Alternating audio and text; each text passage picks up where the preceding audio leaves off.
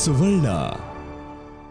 ಕರ್ಪೂರದ ಗೊಂಬೆ, ಕರ್ಪೂರದ ಗೊಂಬೆ.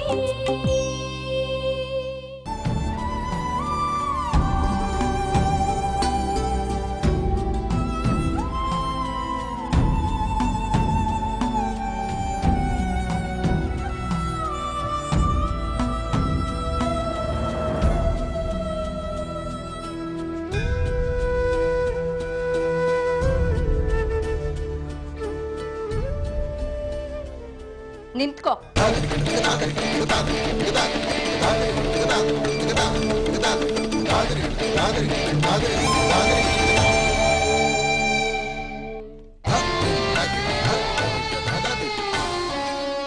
ಸಾಹೇಬ್ರು ದಿಢೀರಂತ ಬಟ್ಟೆ ಪ್ಯಾಕ್ ಮಾಡ್ಕೊಂಡು ಯಾರಿಗೂ ಹೇಳ್ದೆ ಕೇಳ್ದೆ ಎಲ್ಲ ಹೊರಗಡೆ ಹೊರಟಿದ್ದೀರಿ?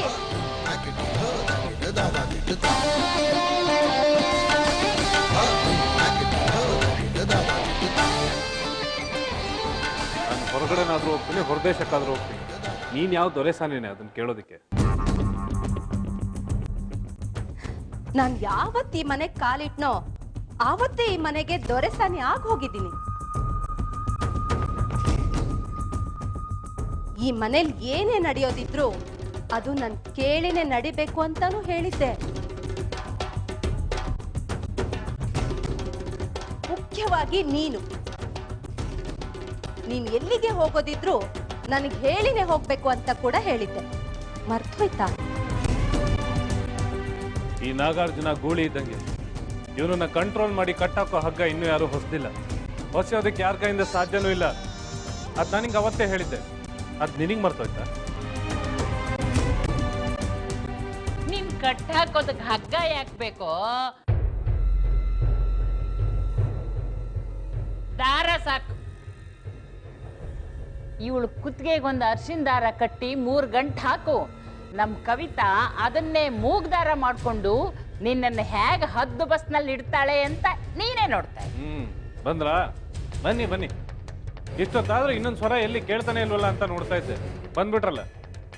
ಇನ್ನು ಅಜ್ಜಿ ಮೊಮ್ಮಗಳು ಇಬ್ರು ಜುಗಲ್ಬಂದಿ ಕಚೇರಿನ ಶುರು ಮಾಡ್ಕೊಳ್ಳಿ.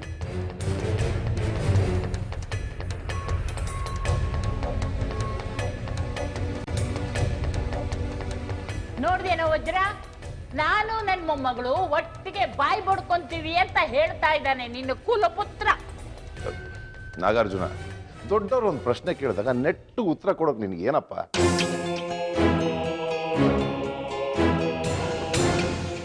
ವಯಸ್ಸಲ್ಲಿ ದೊಡ್ಡವರಾದ ಮಾತ್ರಕ್ಕೆ ದೊಡ್ಡವರು ಅನ್ಸ್ಕೊಳೋದಿಲ್ಲ. ಗುಣ ನಡವಳಿಕೆಯಲ್ಲಿ ದೊಡ್ಡತನ ತೋರಿಸ್ಬೇಕು.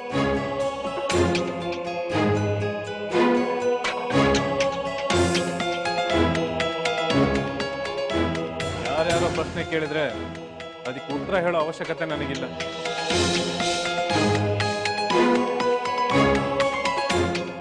ಯಾರನ್ನ ನೀನು ಯಾರ್ಯಾರೋ ಅಂತಿರೋದು? ಹೊರಗಡೆ ಹೋಗುವಾಗ ಬೆಕ್ಕಿನ ತರ ಅಂಡ ಬಂದು ಎಲ್ಲಿಗೆ ಹೋಗ್ತಿದ್ಯಾ ಅಂತ ಪೊಲೀಸ್ ತರ ಎನ್ಕ್ವೈರಿ ಮಾಡ್ತಾ ಇದ್ದಾಳಲ್ಲ ಇವಳನ್ನ. ಕಳ್ಬೇಕು ಕಳ್ಳತನದಿಂದ ಮನೆಯಿಂದ ಆಚೆ ಹೋಗ್ತಾ ಇದೆ ಅಂದ್ರೆ ಪೊಲೀಸ್ ತರ ತನಿಖೆ ಮಾಡ್ಲೇಬೇಕಲ್ವಾ? ಕಳ್ಳ ಗಿಳ್ಳ ಅಂದ್ರೆ ಕಪಾಳ ಕಿತ್ತ ಹೋತ್ ನೋಡು.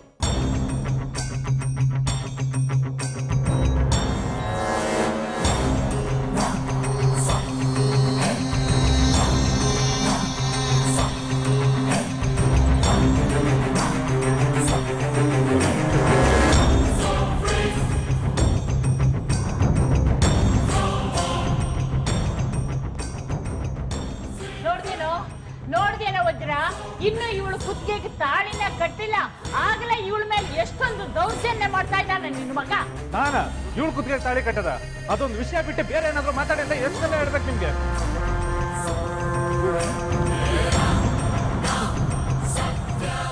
ನೋಡೋ ವಜ್ರ. ಅಮ್ಮ, ಆ ವಿಷಯ ಬಿಡು. ನಾಗಾರ್ಜುನ, ಕವಿತನ ಪ್ರಶ್ನೆಗೆ ಉತ್ತರ ಕೊಡು.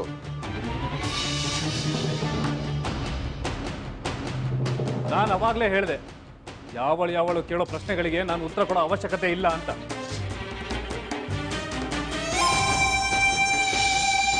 ನೋಡ, ಕವಿತಾ ಕೇಳ್ತಿರೋ ಪ್ರಶ್ನೆಗಳನ್ನ ನನ್ನ ಪ್ರಶ್ನೆಗಳು ಅಂತ ತಿಳ್ಕೊಂಡು ಉತ್ತರ ಕೊಡು. ಓಹೋ, ತಾವು ಕೇಳಬೇಕಾಗಿರೋ ಪ್ರಶ್ನೆಗಳ ಪವರ್ ಆಫ್ ಅಟಾರ್ನಿನ ಇವಳಿಗೆ ಬರ್ಕೊಟ್ಟಿದ್ದೀರೋ? ಹಾಗಿದ್ರೆ ನಾನು ಉತ್ತರ ಕೊಡ್ಬೇಕಾದ್ದೆ. ಸರಿ, ಕೊಡ್ತೀನಿ. ಹೇಳು. ಓ ಸಾರಿ ಸಾರಿ ಸಾರಿ, ಹೇಳಿ ಮೇಡಮ್, ಏನು ನಿಮ್ಮ ಮೊದಲನೇ ಪ್ರಶ್ನೆ? ಬ್ಯಾಗಲ್ಲಿ ಬಟ್ಟೆ ತುಂಬಿಕೊಂಡು ಎಲ್ಲಿಗೆ ಹೋಗ್ತಾ ಇದ್ಯಾ?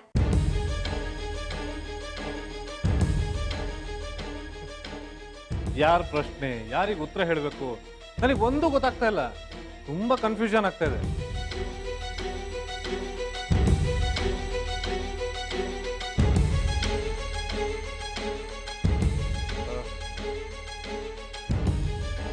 ಹಾ, ಪ್ರಶ್ನೆ ನಿಮ್ದೇ ಅಲ್ವೇನಪ್ಪ, ಉತ್ತರನೂ ನಿಮ್ಗೆ ಕೊಡ್ತೀನಿ.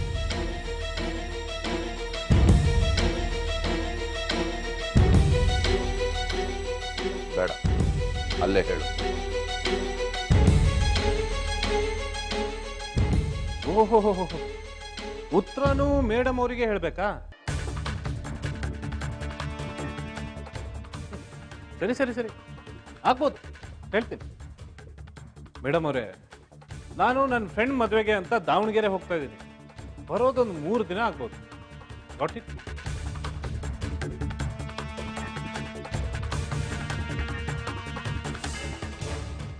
Any more question? ಇದೆ. ಓ ತಗೊಳಪ್ಪ. ನಮ್ಮ ಅಪ್ಪನ ಪ್ರಶ್ನೆ ಕೇಳಿದ್ರೆ ಉತ್ತರ ಇಲ್ಲಿಂದ ಬರ್ತಾ ಇದೆ. ಎಲ್ಲ power of attorney magic. Okay, proceed. ನಿನ್ನೆ ರಾತ್ರಿನೂ ಇರ್ಲಿಲ್ಲ, ಇವತ್ ಬೆಳಗ್ಗೆ ಹೊರಗಡೆ ಹೋದಾಗ್ಲೂ ಯಾವ ಸೂಚನೆನೂ ಇರ್ಲಿಲ್ಲ. ದಿಢೀರಂತ ಮನೆಗ್ ಬಂದು ನನ್ ಫ್ರೆಂಡ್ ಮದ್ವೆಗೆ ಹೋಗ್ತಾ ಇದ್ದೀನಿ ಅಂತ ಹೇಳ್ತಾ ಇದ್ಯಾ? ಅಂದ್ರೆ ನಿನ್ ಫ್ರೆಂಡ್ ಮದ್ವೆ 1 ಅವರಲ್ಲಿ ಫಿಕ್ಸ್ ಆಗೋಯ್ತಾ? ನಿನ್ ಫ್ರೆಂಡು ಅರ್ಶನ ಶಾಸ್ತ್ರ ಮಾಡಿಸ್ಕೊಳ್ಳುವಾಗ ನಿನ್ಗೆ ಇನ್ವೈಟ್ ಮಾಡದ್ನಾ? ಪ್ರಶ್ನೆ ಕೇಳೋರಿಗೆ ತೂಕ ಇಲ್ಲ ಅಂದ್ರು ಕೇಳ್ತಿರೋ ಪ್ರಶ್ನೆಗೊಂದು ತೂಕ ಇದೆ.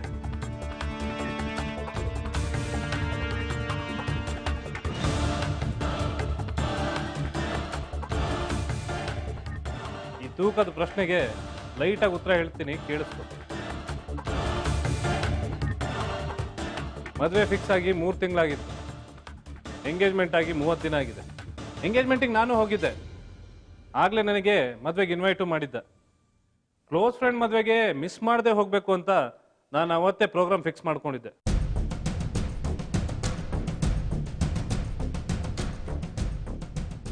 ನಿನ್ನೆ ಮೊನ್ನೆ ಎಲ್ಲ ಯಾವುದೋ ಕೆಲ್ಸಕ್ಕೆ ಬಾರ್ದೇ ಇರೋ ಸ್ಟುಪಿಡ್ಗಳ ವಿಷಯಕ್ಕೆ ತಲೆ ಕೆಡಿಸ್ಕೊಂಡು ಈ ಮದುವೆ ವಿಷಯನ ಮರ್ತು ಹೋಗಿದ್ದೆ.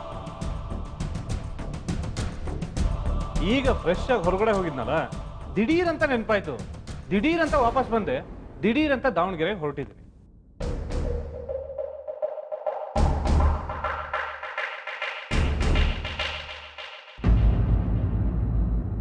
ನಾಗಾರ್ಜುನ 3 ದಿನ ಮದ್ವೆಗೆ ಹೋಗ್ತಿದ್ದೀನಿ ಅಂತ ಹೇಳ್ತಿದ್ಯಲ್ಲ, ನಿಮ್ ಫ್ರೆಂಡ್ ಅವರು ಹಳೆ ಕಾಲದವ್ರ? ಪ್ರಶ್ನೆ ಇಲ್ಲಿಂದ ನಾ ಬಂದಿದ್ದು. ಮತ್ತೆ ಪ್ರಶ್ನೆ ಕೇಳೋ ಪವರ್ ಆಫ್ ಅಟಾರ್ನಿನ ಮೇಡಮ್ ಅವ್ರಿಗೆ ಬರ್ಕೊಟ್ಟಿದ್ದೀನಿ ಅಂದ್ರಿ.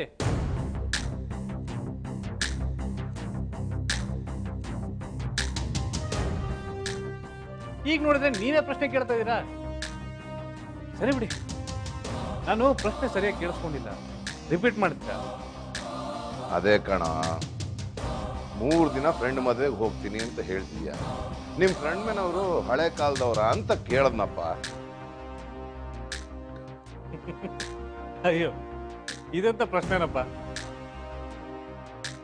ಅಲ್ಲ, ನಾನು ಪ್ರಶ್ನೆ ಕೇಳಿದೆ ಅಂತ ಅನ್ನಿಸ್ಕೊಳ್ಳೋದಕ್ಕೋಸ್ಕರ ನಿಮ್ಮ ಅಸೆಂಬ್ಲಿಯಲ್ಲಿ ವಿರೋಧ ಪಕ್ಷರು ಕೇಳೋ ಪ್ರಶ್ನೆಗಳ ತರ ನೀವು ಕೇಳ್ತಾ ಇದ್ದೀರಲ್ಲ.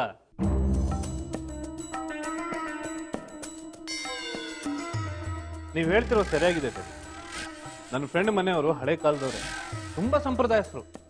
ಈ ಮದ್ವೆನ ಅವರು 16 ದಿನ ಶಾಸ್ತ್ರೋಕ್ತವಾಗಿ ಮಾಡ್ತಿದ್ದಾರೆ. ಆಕ್ಚುಲಿ ನನ್ನ ಫ್ರೆಂಡ್ ಕೂಡ ನನ್ನನ್ನ ಈ 16 ದಿನನೂ ನನ್ನ ಜೊತೆನೇ ಇರುವಂತ ಬಲವಂತ ಮಾಡ್ತಾ ಇದ್ದಾನೆ. ನೀವು ನೋ ಅಬ್ಜೆಕ್ಷನ್ ಅನ್ನೋದಾದ್ರೆ ಆ 16 ದಿನನೂ ನಾನು ಅವನ ಜೊತೆನೇ ಇದ್ಬಿಟ್ಟು ಬರ್ತೀನಿ.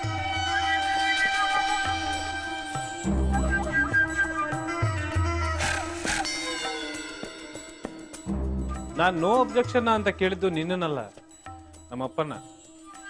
ನಿನಗೆ ಕೇಳಿದೆ ಅನ್ಕೊಂಡು ಕಾಲರ್ ಎಗ್ಗಿಸಕ್ ಬರ್ಬೇಡ.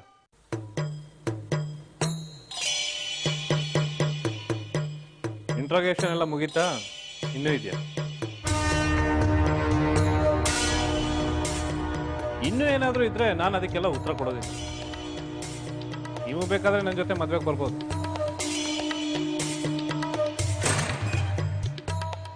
ನನ್ನ ಜೊತೆ ಬರ್ಬೋದು ಅಂತ ಹೇಳಿದ್ದು ಇವ್ರನ್ನಲ್ಲ, ನಿಮಗೆ.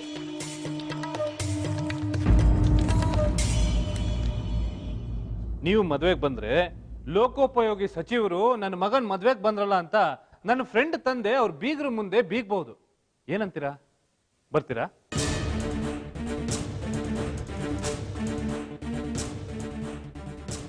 ಯಾಕಪ್ಪ ಸುಮ್ಮನಾದ್ರಿ? ಪ್ರಶ್ನೆಗಳು ಮುಗ್ದೋಯ್ತಾ? ಹೀಗೆ ಹೇಳ್ಕೊಟ್ಟಿರೋ ಪ್ರಶ್ನೆಗಳು ಎಷ್ಟೊತ್ತು ಬಾಳಿಕೆ ಬರುತ್ತೆ ಹೇಳಿ?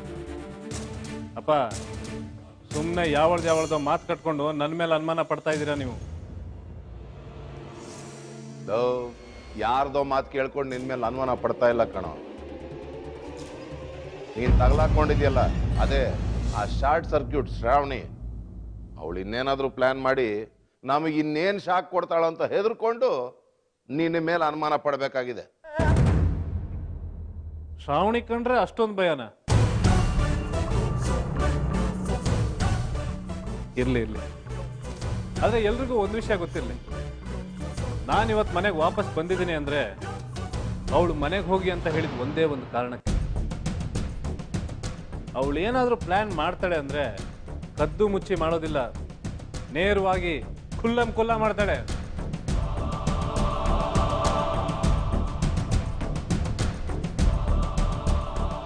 ಹಣೆ ಗುರಿ ಇಡ್ತಾಳೆ, ಬೆನ್ನಿಗಲ್ಲ.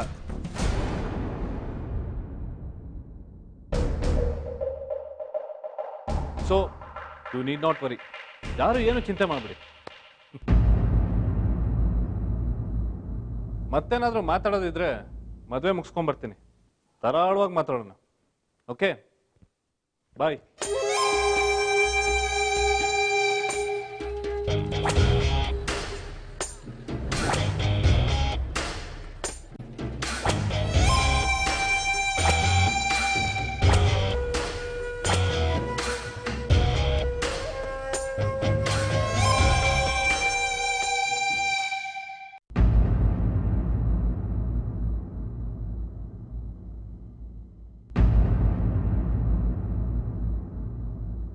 ಶ್ರಾವಣಿ, ನಿಂಗೆ ನಾಗಾರ್ಜುನ ಜೊತೆ ಬರೋದಕ್ಕೆ ಇಷ್ಟ ಇಲ್ಲ ಅಂತ ನನಗೆ ಗೊತ್ತು. ಆದರೂ ಬರ್ತೀವಿ ಅಂತ ಒಪ್ಕೊಂಡ್ಬಿಟ್ಟಿದ್ದೀವಲ್ಲ, ಅವನ್ನ ಸುಮ್ಮನೆ ಬಸ್ ಸ್ಟ್ಯಾಂಡಲ್ಲಿ ಕಾಯಿಸೋದು ಸರಿ ಹೋಗೋದಿಲ್ಲ. ಒಂದು ಕೆಲಸ ಮಾಡು, ನಿನ್ನ ಬಟ್ಟೆ ಎಲ್ಲ ನಾನೇ ಪ್ಯಾಕ್ ಮಾಡ್ತೀನಿ. ನೀನು ಹೋಗಿ ಆಟೋ ತಂದುಬಿಡು, ನಾನೆಲ್ಲ ಪ್ಯಾಕ್ ಮಾಡಿ ಬೀಗ ಹಾಕೊಂಡು ಬರ್ತೀನಿ. ಕೊಡು.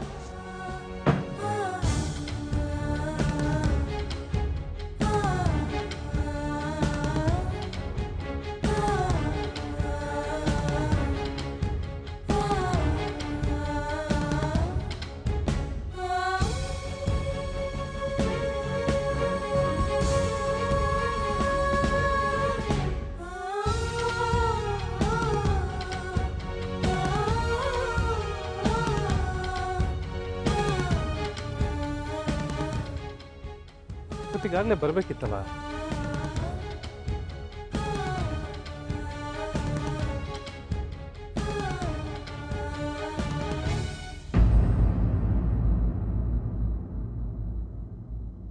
ನೀವು ಕರೆ ಮಾಡಿರುವ ಚಂದಾದಾರರು ಸ್ವಿಚ್ ಆಫ್ ಮಾಡಿದ್ದಾರೆ.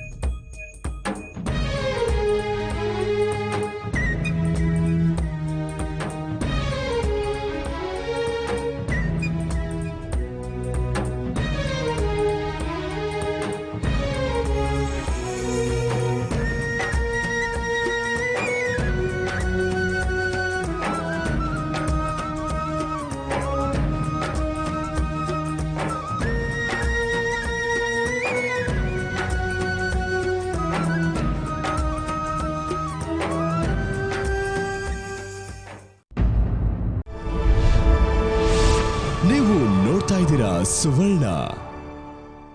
ಕರ್ಪೂರದ ಗೊಂಬೆ, ಕರ್ಪೂರದ ಗೊಂಬೆ. ಅಜ್ಜಿ, ಅಜ್ಜಿ, ಒಂದ್ ನಿಮಿಷ ಬಾಯ್ಲಿ. ಏ ಕವಿತಾ, ಏನೇ ನಿನ್ ರಾಮಾಯಣ? ನೆಮ್ಮದಿಗೆ ಒಂದ್ ನಿಮಿಷ ಇರೋದಕ್ಕೂ ಬಿಡೋದಿಲ್ವಲ್ಲ ನೀನು? ಏನದು?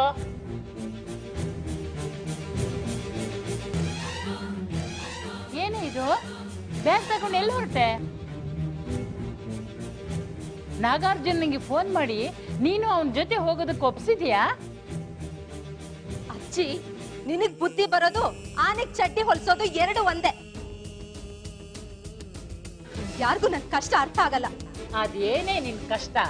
ನಿನ್ ಕಷ್ಟ ಪರಿಹಾರ ಮಾಡೋಕೆ ಮನೇಲಿ ನಾವ್ ಇಷ್ಟೊಂದ್ ಜನ ಇದೀವಲ್ಲ. ಹಾ, ಇದ್ದೀರಿ. ಇದ್ದು ನನ್ ಕಷ್ಟ ಪರಿಹಾರ ಮಾಡಿದ್ದನ್ನ ನಾನ್ ನೋಡ್ದ್ನಲ್ಲ. ಬೇಡ ಬೇಡ ಅಂದ್ರು ನಾಗಾರ್ಜುನನ್ ಹೋಗೋಕ್ ಬಿಟ್ರಿ. ಅದರಿಂದ ಏನೇ ಆಯ್ತು? ಮದ್ವೆಗೆ ಹೋಗಿದ್ದಾನೆ, 3 ದಿನ ಬಿಟ್ಕೊಂಡು ಬರ್ತಾನೆ ಬಿಡು. ಮದ್ವೆಗೆ ಹೋಗಿದ್ರೆ ಅವನು 3 ದಿನ ಬಿಟ್ಕೊಂಡೇ ಬರ್ತಿದ್ದ.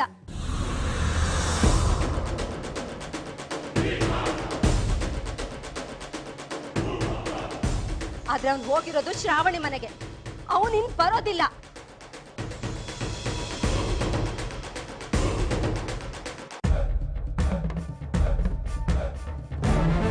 ಅವನ್ ಬಟ್ಟೆನೆಲ್ಲ ಪ್ಯಾಕ್ ಮಾಡ್ಕೊಂಡು ಹೋಗಿದ್ದು ಮದ್ವೆಗಲ್ಲ, ಶ್ರಾವಣಿ ಮನೆಗೆ. ಅಲ್ಲೇ ಪರ್ಮನೆಂಟ್ ಆಗಿ ಸೆಟ್ಲ್ ಆಗೋದಕ್ಕೆ. ಒಂದೇನ್ ಬರಿಗೈಲಿ ಹೋದಾಗ್ಲೇ ಶ್ರಾವಣಿ ಮನೆಯಿಂದ ಬರೋಕ್ ರೆಡಿ ಇರ್ಲಿಲ್ಲ. ಈಗ ಬ್ಯಾಗ್ನೇ ಎತ್ಕೊಂಡು ಹೋಗಿದ್ದಾನೆ. ಮತ್ತೆ ಅವನು ಮನೆಗೆ ವಾಪಸ್ ಬರ್ತಾನ? ಪರ್ಮನೆಂಟ್ ಆಗಿ ಅಲ್ಲೇ ಸೆಟ್ಲ್ ಆಗ್ಬಿಡ್ತಾನೆ.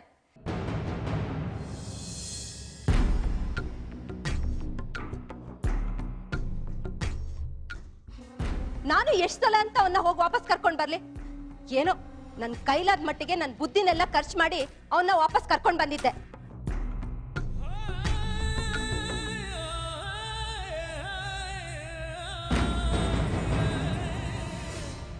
ನೀವ್ ಅವನ್ನ ಜೋಪಾನವಾಗಿ ಮನೇಲೆ ಕಟ್ ಹಾಕಿ ಉಪಾಯವಾಗಿ ನನ್ ಜೊತೆ ಮದುವೆ ಮಾಡೋ ಪ್ರಯತ್ನ ಮಾಡ್ಬೇಕಿತ್ತು.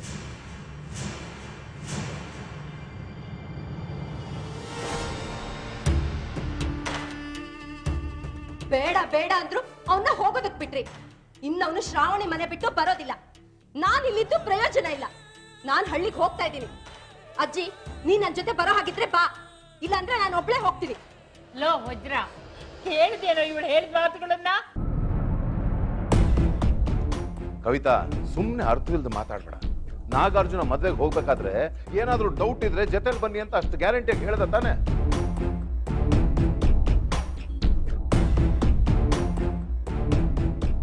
ಅವನು ಗಟ್ಟಿಯಾಗಿ ಸುಳ್ಳು ಹೇಳ್ದ. ನೀವೆಲ್ಲ ಅದನ್ನ ನಿಜ ಅಂತ ನಂಬದ್ರಿ. ಅವ್ನ್ ಮಾತಾಡೋವಾಗ ಎಷ್ಟು ನರ್ವಸ್ ಆಗಿದ್ದ ಅಂತ ನೀವ್ಯಾರಾದ್ರೂ ಗಮನಿಸಿದ್ರಾ?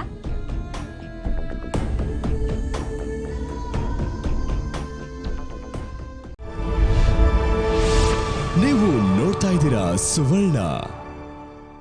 ಕರ್ಪೂರದ ಗೊಂಬೆ, ಕರ್ಪೂರದ ಗೊಂಬೆ.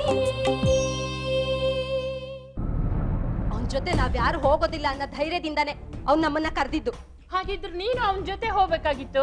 ಅಜ್ಜಿ, ನನ್ನ ಉದ್ದೇಶ ಅವನ್ ಜೊತೆ ಹೋಗೋದಾಗಿರ್ಲಿಲ್ಲ. ಅವನ್ನ ಇಲ್ಲೇ ಈ ಮನೇಲೆ ಉಳಿಸ್ಕೊಳ್ಳೋದಾಗಿತ್ತು. ಅದಕ್ಕೆ ನೀವ್ಯಾರು ಸಾಥ್ ಕೊಡ್ಲಿಲ್ಲ. ಅವನೀಗ ಶ್ರಾವಣಿ ಮನೆಗೆ ಹೋಗಿದ್ದಾನೆ. ನಾನು ನಮ್ಮೂರಲ್ಲಿರೋ ನಮ್ಮ ಮನೆಗೆ ಹೋಗ್ತೀನಿ. ಕವಿತಾ, ನೀನು ಊರಿಗೆ ಹೋಗೋ ಮಾತನ್ನ ಪಕ್ಕಕ್ಕಿಡು. ನಾನು ಗ್ಯಾರಂಟಿಯಾಗಿ ಹೇಳ್ತಾ ಇದ್ದೀನಿ, ಅವನು ಮದುವೆಗೆ ಹೋಗಿದ್ದಾನೆ, 3 ದಿನ ಬಿಟ್ಕೊಂಡು ಬರ್ತಾನೆ ಅಷ್ಟೇ. ಇಲ್ಲ ಮಾವ, ನಾನು ಗ್ಯಾರಂಟಿಯಾಗಿ ಹೇಳ್ತಿದ್ದೀನಿ, ಅವನು ಶ್ರಾವಣಿ ಮನೆಗೆ ಹೋಗಿದ್ದಾನೆ.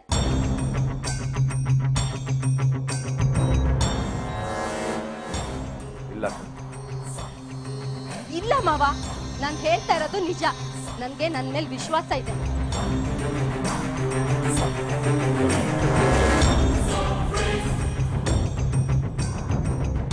ಅವ ನನಗೂ ಕವಿತೆ ಹೇಳ್ತಾ ಇರೋದು ಸರಿ ಅನಿಸ್ತಿದೆ. ಹಾಗಂತ ಅಷ್ಟು ಮಾತ್ರ ಅಲ್ಲ, ನಡೆದಿದ್ದೆಲ್ಲ ಕೇಳಿದ ಮೇಲೆ ನನಗೂ ಹಾಗೆ ಅನ್ಸುತ್ತೆ. ನಾಗಾರ್ಜುನ ಶ್ರಾವಣಿ ಮನೆಗೆ ಹೋಗಿದ್ದಾನೆ ಅಂತ. ನಿಮ್ಮ ಅನುಮಾನಗಳು ನಿಜಾನೇ ಆದ್ರೆ ಈ ಸಲ ನಾನು ತಗೊಳ್ಳೋ ಆಕ್ಷನ್ ತುಂಬಾ ಸೀರಿಯಸ್ ಆಗಿರುತ್ತೆ. ಮಾವ, ಹೌದು ಜೈ, ಬಾನಂತೆ.